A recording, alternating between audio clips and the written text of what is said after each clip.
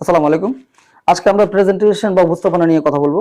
Presentation সম্পর্কে আমাদের অনেকেরই আসলে আমরা জানি না, but we are each everybody আমরা কিন্তু সবসময় নিজেকে প্রেজেন্ট করছি।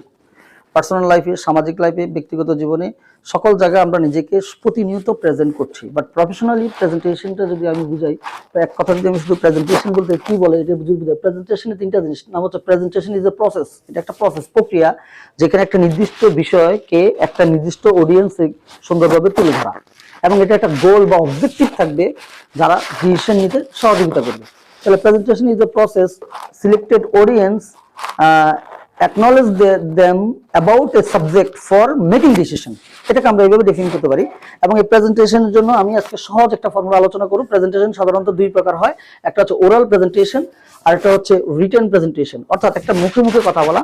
সাধারণত আমরা 1 by 1 কাউন্সেলিং বা 1 by 1 টেবিল আলোচনাটাকে আমরা ওরাল প্রেজেন্টেশন বলে থাকি। আর একটা হচ্ছে লিখিতভাবে উপস্থাপনা করা, লিখিতভাবে উপস্থাপনা করা, আর অথবা পাওয়ার পয়েন্ট প্রেজেন্টেশনে প্রেজেন্টেশন করা। যদি পাওয়ার পয়েন্ট প্রেজেন্টেশন করি না কেন, আমাকে একটা ফর্মুলা ব্যবহার করতে হবে, 40 ফর্মুলা। এই একটা সহজ বিষয় যদি আমি মাথায় রাখি, তাহলে আমি ওরাল প্রেজেন্টেশন এবং রিটেল প্রেজেন্টেশন ভালো করতে পারবো।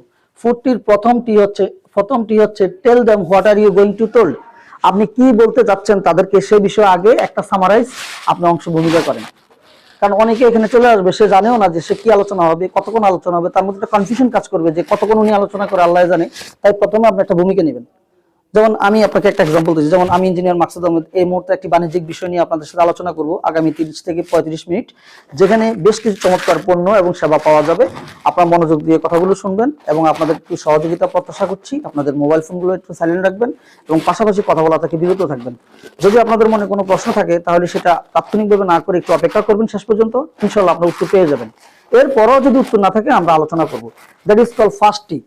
সেকেন্ড টি হচ্ছে tell them, go to tell. এখন আপনি বলতে শুরু করেন, যে সাবজেক্ট নিয়ে আপনি কথা বলবেন সেটা আপনি কথা বলবেন, এবং কোনো অবস্থায় আপনি যে বলেছিলেন 40 থেকে 45 মিনিট, সেটা যেন কোনো অবস্থায় ক্রস না করে, বিকজ আপনার অডিয়েন্স কিন্তু মাইন্ডসেট করে রাখছে যে আলোচনাটা 40 থেকে 45 মিনিট হবে। সো এর বেশি সময় গেলে কিন্তু সে নিতে পারবে না, সে বোরনেস ফিল করবে।